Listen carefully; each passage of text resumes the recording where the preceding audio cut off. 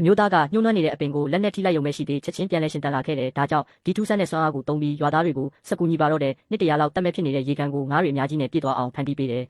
ကြွက်တွေရွာထဲဝင်ပြီးတီးနှံတွေဖြက်စီးတဲ့အခါသူ့ရဲ့မနက်စာရွက်တရွက်ထဲနဲ့ကြွက်တွေအကုန်ထိတ်လန့်ပြေးသွားကြတယ်တောတိုင်းတရိษံတွေရွာကမွေးမြူရေးကောင်တွေကိုတိုက်ခိုက်တဲ့အခါလဲသူ့စွမ်းအားနဲ့ကာကွယ်ပေးခဲ့တဲ့ရွာသားတွေကသူ့ကိုနက်ဖျားဝင်စားသူအဖြစ်ကိုးကွယ်နေတော့မှပဲရွာမှာနှစ်တရာအတွင်းအဆိုးရွားဆုံးမိုးခေါင်ရေရှားတန်ကြားရောက်လာတယ်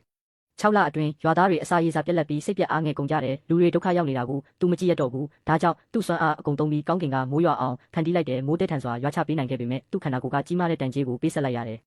သူ့ရဲ့ဆွန့်လွတ်အနစ်နာခံမှုကြောင့်နှစ်30လုံးဘာစွမ်းအားမှသုံးလို့ရတော့မှာမဟုတ်ပါဘူးရွာသားတွေကသူ့စွမ်းအားပြန်ပြည့်တဲ့အထိစောင့်ရှောက်ထားမယ်လို့ကတိပေးကြတယ်အဲ့ဒီနေ့ကစပြီးရွာမှာရာသီဥတုဆိုးရွားတာမရှိတော့ပဲရွာသားတွေစီပင်ဝပြောလာကြတယ်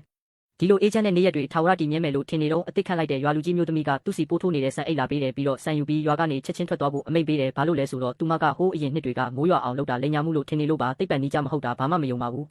ရွာကတက်ကြီးရွယ်ဦးတွေကဒီလူဟာရွာလူကြီးဟောင်းကိုယ်တိုင်ဖိတ်ခေါ်ထားတဲ့အဆောက်အအုံပါလို့ဝိုင်းပြောကြတယ်သူသားစွမ်းအားကုန်သုံးပြီးမိုးမခေါ်ပေးခဲ့ရင်တရွာလုံးငတ်တေကုန်ကြပါပြီဒါပေမဲ့ရွာလူကြီးမကဒါတွေအားလုံးတိုက်ဆိုင်မှုပါအလကားနေအလကားစားခြင်းလို့လိန်နေတာလို့ပြောတယ်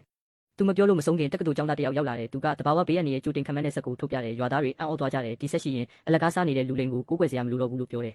အဲ့ဒီအချိန်မှာအမျိုးသားကနောက်2ရက်နေရင်ကျန်းကောင်ကပ်ပေးဆက်ရောက်မယ်လို့ရုတ်တရက်ဟောကိန်းထုတ်လိုက်တယ်ကျန်းကောင်အုပ်ကြီးရွာကိုဖျက်သွားရင်တီးနှံတွေအကုန်ပြောင်းပြီးအိမ်တွေပါမကြံပျက်စီးလိမ့်မယ်ဒါနှစ်တရာမှတစ်ခါကြုံရတဲ့ကပ်ပေးပါဒါပေမဲ့ရွာလူကြီးမကမယုံပါဘူးကပ်ပေးလာစရာရှိရင်ဆက်ကပြမှာပေါ့လူလိန်ပေါ်သွားလို့လူထိတ်လန့်အောင်ရှောက်ပြောနေတာလို့ဆွဆွဲတဲ့အမျိုးသားကမငင်းခုန်ချင်ပါဘူးရွာဝင်ဝမှာရစ်ပူဇော်ပွဲချက်ချင်းလုံးမသူ့စွမ်းအားတွေပြန်ရပြီးကပ်ပေးကိုတားနိုင်မှာမို့လုပ်ပေးဖို့တောင်းဆိုတယ်ရွာလူကြီးမကပါဆက်ပိတ်ခိုင်းပြီး3ရက်အတွင်းရွာကမထွက်ရင်ခြေထောက်ရိုက်ချိုးမယ်လို့ချင်းချောက်ကထွက်သွားတယ်အမျိုးသားတယောက်တည်းကြံရစ်ခဲ့တယ်အဲ့ဒီအချိန်မှာအဖွားအိုတယောက်ကရွာသားတချို့ကိုခေါ်ပြီးရောက်လာတယ်အဖွားကလွန်ခဲ့တဲ့နှစ်တွေတုန်းကသူကယ်ခဲ့တာကိုကိုယ်တိုင်မြင်ခဲ့သူလေဒါကြောင့်သူပြောသမျှအကုန်ယုံကြည်တယ်အမျိုးသားကကျန်းကောင်အနေရဲ့အကြောင်းပြောပြပြီးအခုချက်ချင်းပူဇော်တက္ကတွေပြင်ဆင်ဖို့တိုက်တွန်းလိုက်ပါတော့တယ်